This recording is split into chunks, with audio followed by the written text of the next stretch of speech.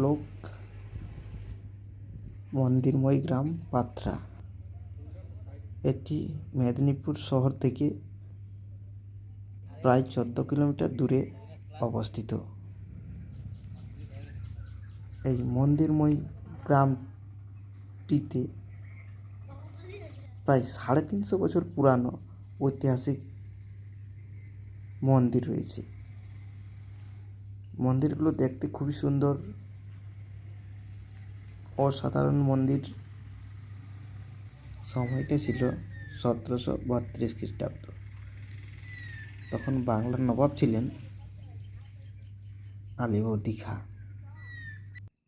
রাজস্ব আদায়ের জন্য তিনি নিযুক্ত করেন বিদ্যারত্ন ঘোষালকে।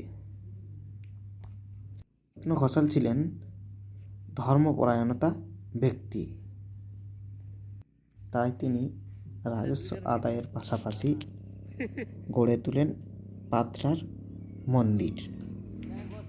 তিনি মন্দির নির্মাণের কাজ চালিয়ে যেতে থাকেন এবং শুরু হয় তীর্থযাত্রীর আনাগোনা। সুনাম ছড়াতে থাকে বিদ্যারত্ন ঘোষালের। আর এই মন্দির নির্মাণে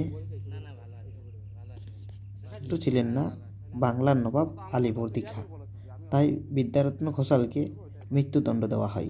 কথিত আছে বিদ্যারত্ন ঘোষালকে হাতির পা দিয়ে হত্যা করা হয়, কিন্তু হাতিটি তার গায়ে পা তুলেনি।